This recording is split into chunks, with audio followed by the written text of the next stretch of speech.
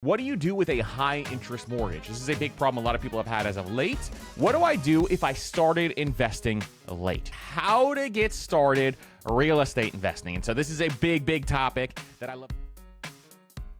Now today, we're going to be diving into 3 different questions on this money Q&A. So the first one we're going to do is, what do you do with a high interest mortgage? This is a big problem a lot of people have had as of late because a lot of mortgage rates have been much higher. And so high interest debt to us is 6% or above. So what do you do with this high interest mortgage? How do you think about a high interest mortgage?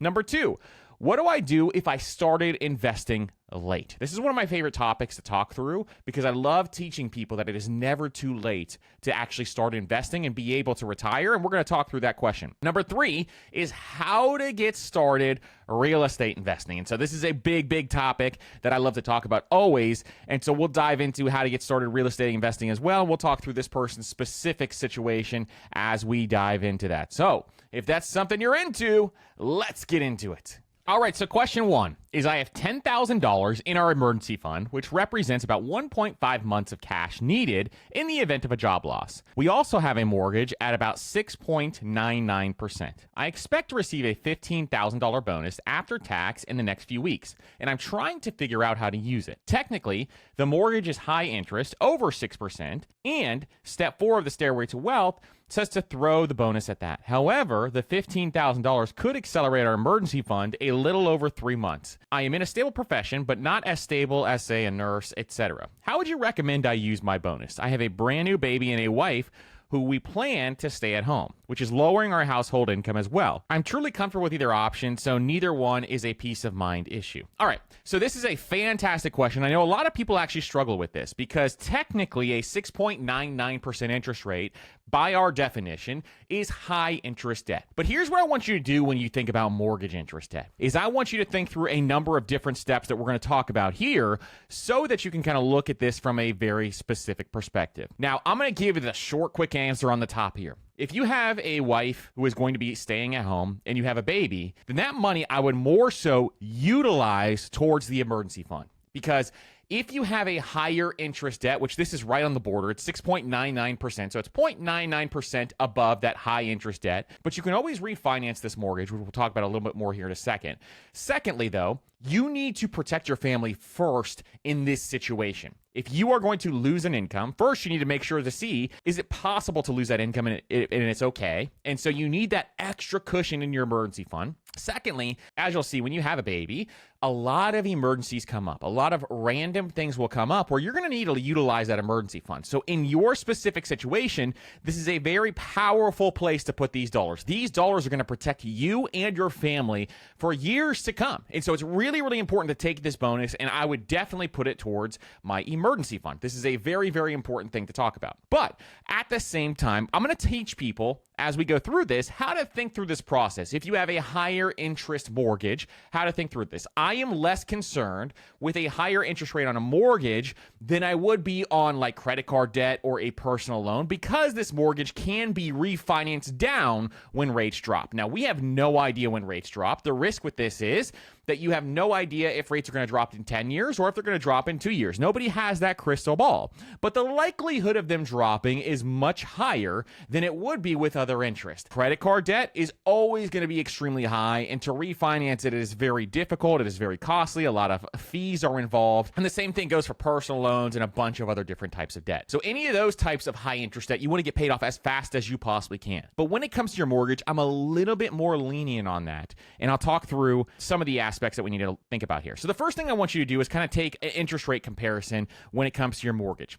Is your interest rate significantly higher than the current rates right now? That's going to instantly tell you, hey, maybe it's time to refinance. And so what you have to do is you have to go in there and do the math and say to yourself, are the fees that it costs to refinance this mortgage, are they worth it to go ahead and refinance it? Is the savings per month based on that interest rate worth it? Saying, if you reduce your interest rate by 2%, is that savings based on the amount that you borrowed worth it in comparison to the amount of fees that you're going to have to pay up front to refinance that mortgage? Because if you don't know, when you refinance a mortgage, you're still going to have to pay closing costs and those different types of fees up front. And so you want to know what those fees are and then do that comparison. But if your mortgage is 7% and interest rates have dropped down to 4%, it's highly likely that it's going to be worth it for you to consider refinancing. Number two is you also want to compare the investment returns or the average investment returns historically to your actual current interest rate, because this is going to help you make this decision only when it comes to your mortgage. So when it comes to your mortgage, you can look at, say, hey,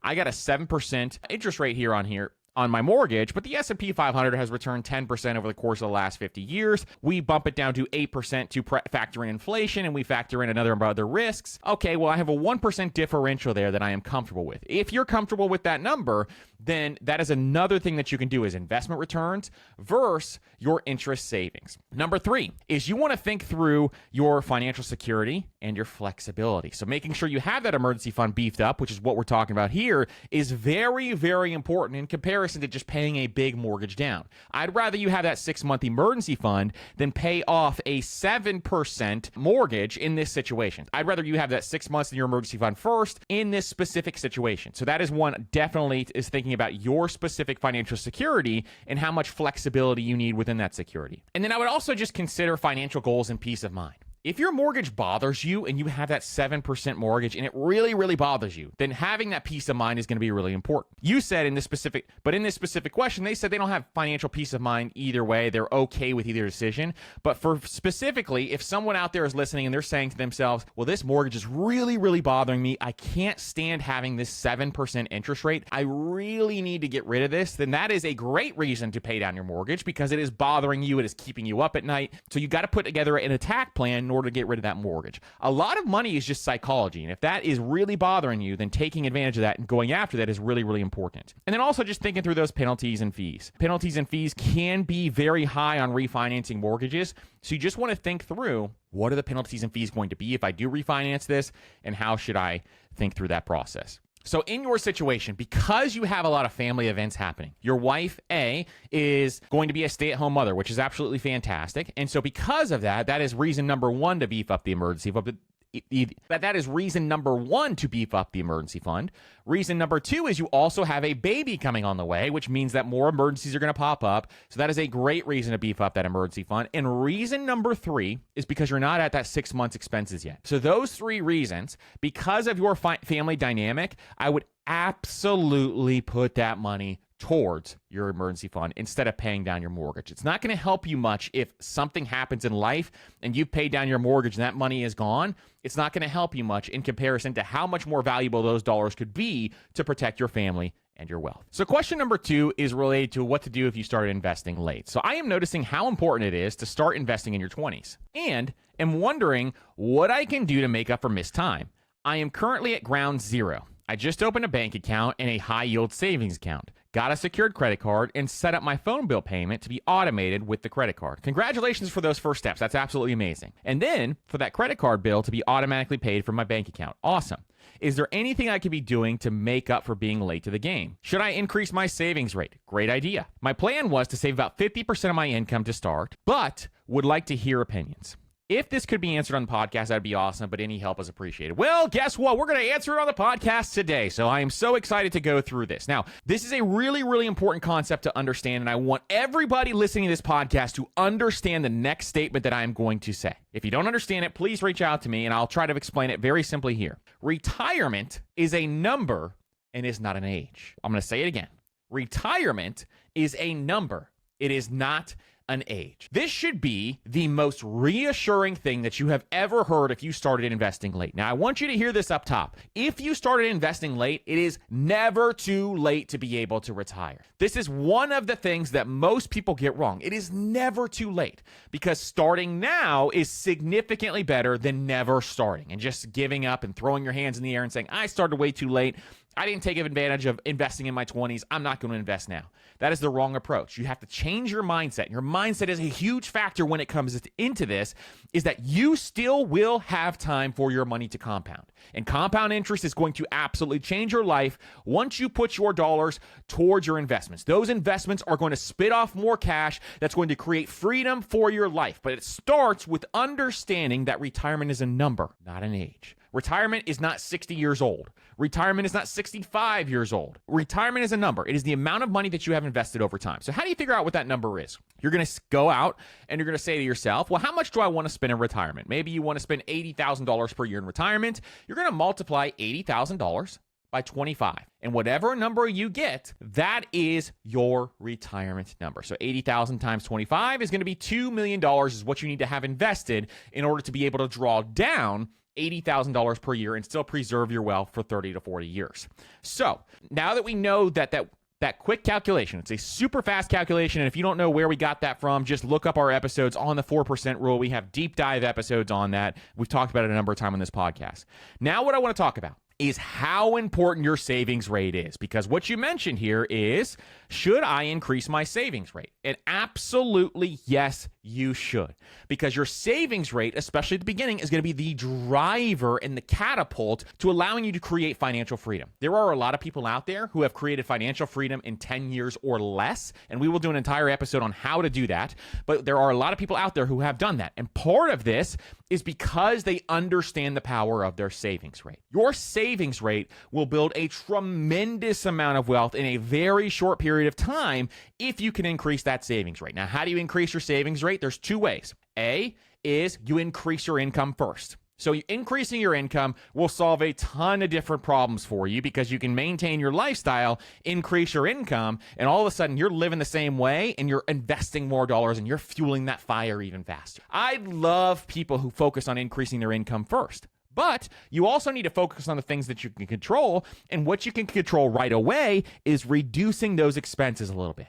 And so the difference between your expenses and your income is called the gap. And the gap is where wealth is built. This is the pile of money that you can take and shovel into investments. And when you do that, your fire will continue to grow over time. So let's talk about savings rate here for a second, because we've talked about calculations in the past on the show. There's a very, very good article by a blog called Mr. Money Mustache. And if you've never read it, it's called The Shockingly Simple Math Behind Early Retirement. This is an amazing article to get you started on. But what we did is we changed the numbers because he used, I think, a 5% interest rate back then in that article on the rate of return. We changed it to an 8% rate of return. And what it does is it shows you, hey, based on your savings rate, this is how long it would take you before you can retire. And so you're going to look at this and you're going to say to yourself, well, if you have a 5% savings rate and you got an 8% rate of return in the market, which the S&P 500 has returned over 10% over the last 40 years, but if you got an 8% rate of return, then if you save 5% of your income, it would take you 47 years to retire.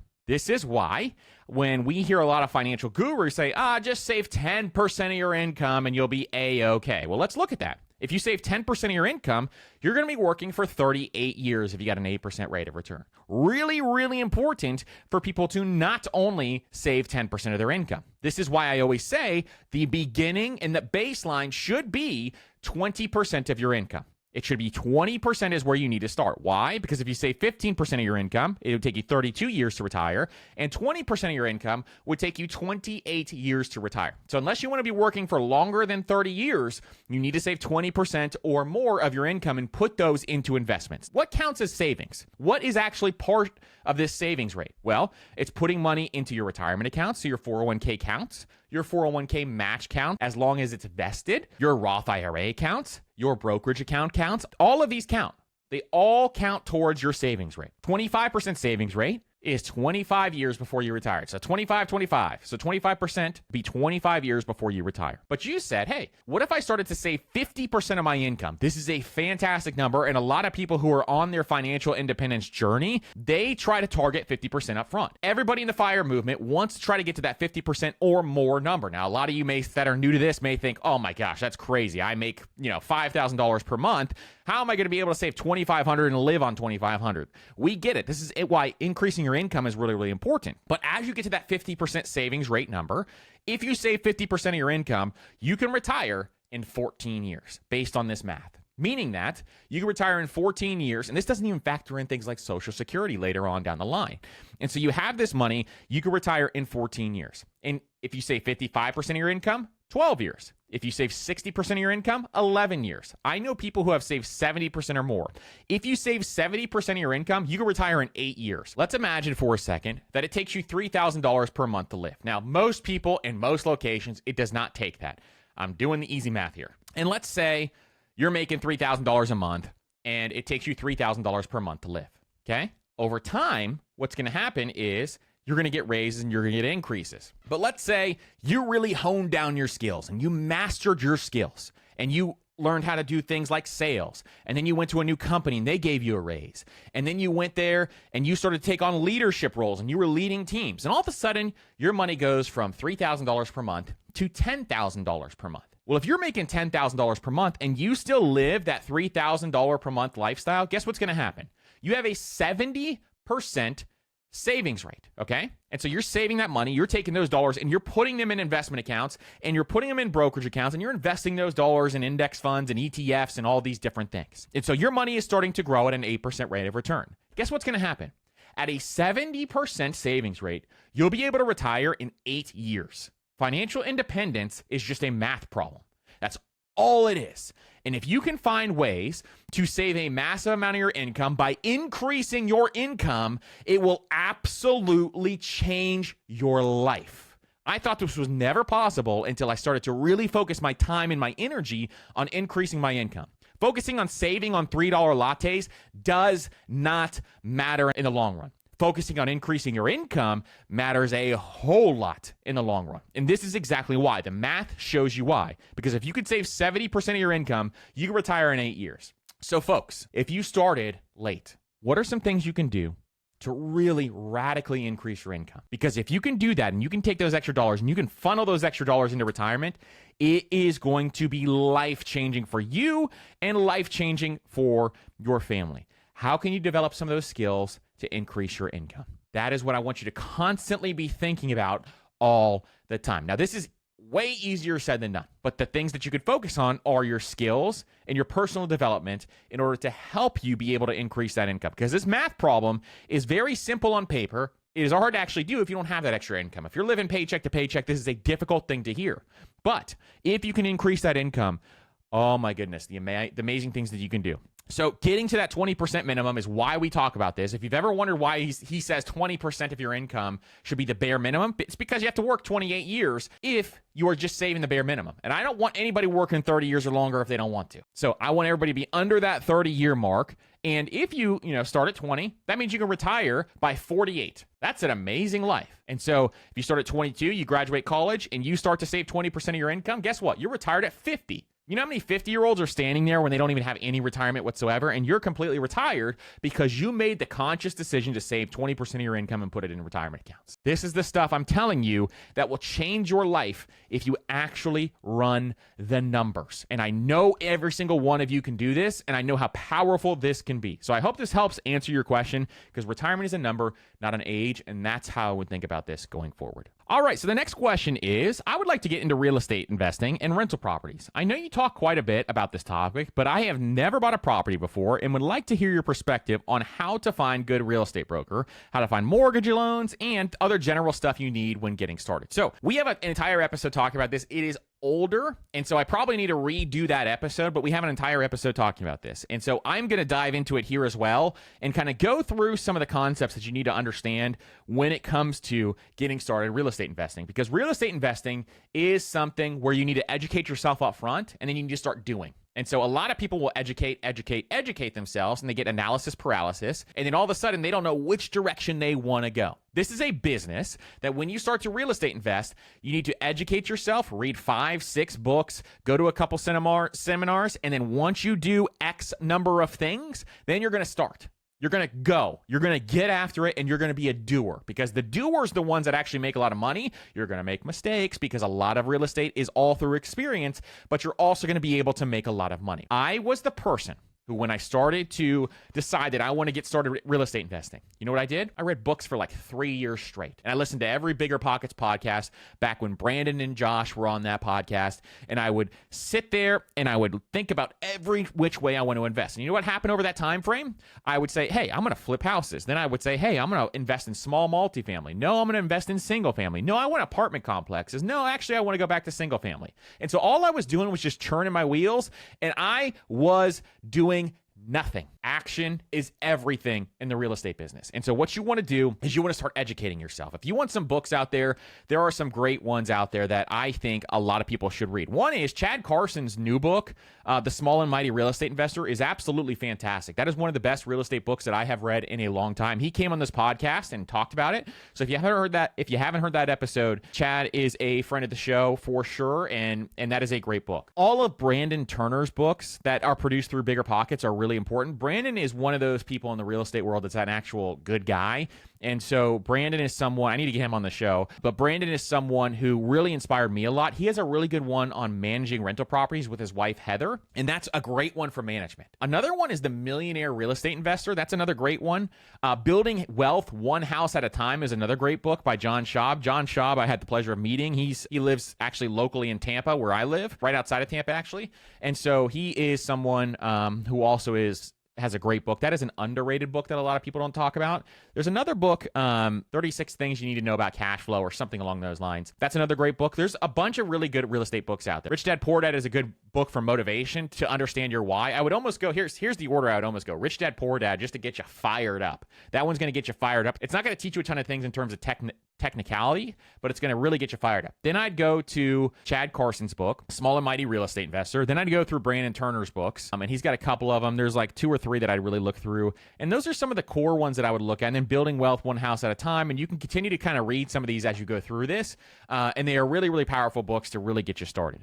Then what I want you to do is, as you're reading, I want you to have a hard stop of how many books you're going to be reading when it comes to real estate investing and how many seminars you're going to attend. And instead, you say to yourself, I'm going to take action, and I want you to define your goals and strategy. What is your goal going to be? Are you going to be a single family house investor? Are you going to be multifamily? Are you going to be someone who wants to buy apartment complexes? Define those goals and strategies and say which one you're going to do, and set that up and get it ready. Because what I want you to do is then get your finances in order. So when it comes to real estate investing, you have a couple of options. You can finance it yourself with a down payment, and you go get a mortgage lender, which I think you should interview 3 or 4 of them, and they need to be investor friendly. They cannot just be some random mortgage lender that your agent recommended to you. They need to be an investment friendly mortgage lender. And so they need to be someone that you can talk to and say, hey, you understand investments. Let's have this conversation. There are also hard money lenders, which hard money lenders are technically really, really high interest debt. And so if you're flipping a house, or if you're looking to buy a house really quickly in cash and you're going to refinance it out with that mortgage lender, that is another person that you can have on your team. They lend you money really quickly,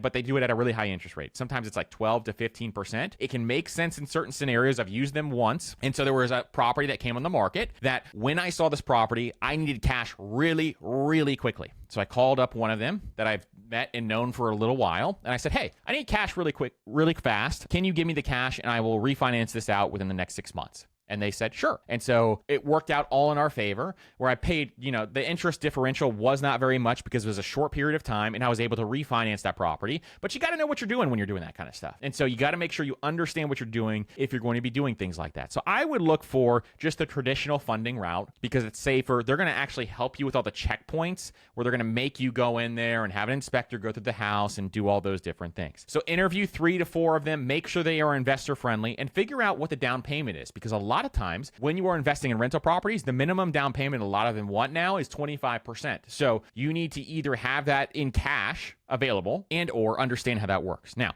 along these same lines, when you're getting your finances in order, the number one thing you need to know as you're doing your research is how to run the numbers on rental properties. So once you pick the actual rental property that you want to invest in, then you need to know how to run your numbers. We have a calculator. It's $19. We have a calculator that we give you. It's on a spreadsheet, and it takes you step by step from step 1, step 2, step 3. Here's the numbers you enter, and here's how you do it. So if you're interested in that, we will link it up down below.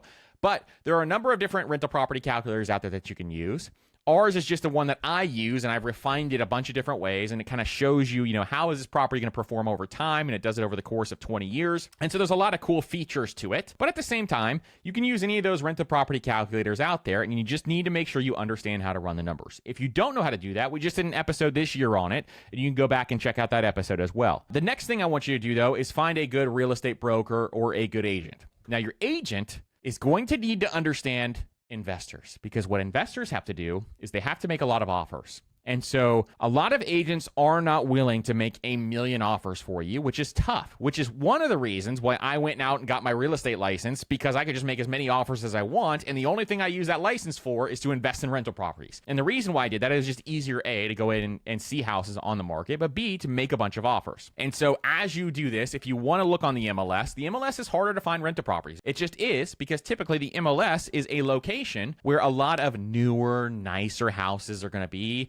When you're investing in rental properties, you're trying to find houses that need some cosmetic upgrades so that you can force appreciation into those houses. So a lot of times off market might be better. But if you're going to use an agent, find an agent who is investor friendly. Maybe they can give you a template of the contract that you're going to be sending to each and every single one of these offers, and then maybe you have to fill out the template and then just give it to them and they send it off. Something like that would be one option. And then what you're going to do is you're going to have that conversation with them, and you're going to interview them and ask them a bunch of questions. Are you willing to make offers? Have you worked with investors before? Do you understand properties that cash flow and why they cash flow? And you got to go through your questions with each agent and figure out which one is a good buyer's agent. But you may not even need a buyer's agent, because here's a quick tip that I think a lot of people need to think through is a lot of times if you're looking for investment properties on the MLS, what you want to do is maybe go to the listing agent that actually has that property listed, because if they have both sides, they'd be much more likely to fight for your offer than someone who has a buyer's agent on their side. And so what you can do is even sweeten up that deal even more. This is a quick tip for you, is you can go to that agent and say, hey, I will pay you a 1% to 2% commission on top of what you're making for selling this property if you put my offer in and my offer gets accepted. Who are they way more incentivized to promote the offer for? Is it you? Or is it the person who is going in and asking, for example? And so this is where you can really sweeten your deal, because you have to use human psychology here and say, hey, here's your incentive. Go present my offer. And this is something where you can really sweeten that deal, and you can sweeten it for the seller as well and say, hey, I will help you with some of the closing costs as well on your end. X, yada, yada, yada. And you can try to sweeten the deal for both sides. So this is something where in today's market, if you're on the MLS, you really have to sweeten deals. Now, outside of that, you can find off-market properties. And we've had an entire episode on how to find off-market properties. So if you haven't heard that episode, we'll link it up down below too. And that is a great way to kind of go through this and think through. I would much rather find off-market properties than on-market, honestly, because they just are better deals usually. So those are some of the things that I would think through as you get started. Now, what you're going to have to understand is you're going to have to make a ton of offers before you get one. It's really just a numbers game when it comes down to it. A lot of people will say 40 to 50 offers to get one accepted. I found it's even more than that. For me, I think it was like 80 offers before I'd get one accepted. And so it's really just a numbers game, a volume game, so that you can find the right deal for you and make it work for you. Then after that, you want to think through your team. Thinking through, are you going to have a handyman on site or contractor? Are you going to do the work yourself? I recommend not doing the work yourself, because if you want to treat this like a business and you really want to scale it, the last thing you want to do is be working in your business instead of on your business. You want to be working on your business instead of actually, swinging a hammer or doing all these different things. You want to actually be building and generating the leads and building and generating the property. You want to spend your time finding properties and looking for new investments and looking for ways to cash flow instead of spending your time changing out wallpaper. So that's the type of things that you really need to think about and really go through that. And so those are some of the things that I would think through for just getting started, but I would check out our episode talking through real estate investing, and we will do a beginner's guide coming up here soon as well. But these are some of the quick things that I kind of wanted to talk through on this episode, because I think it's really, really valuable to add real estate to your portfolio if that's something you're interested in. Now, for those listening thinking, hey, I got to invest in real estate now, this is the only way to build wealth. It's not. And it's not for everyone, because there's headaches when it comes to tenants. There's headaches when it comes to managing these properties. And so it is not for everyone, but it is a fantastic way to build wealth. And I highly recommend, once you start to acquire your first property or beforehand, reading Brandon Turner's book on how to manage rental properties, because that one really was like the thing that I used to manage my first couple ones.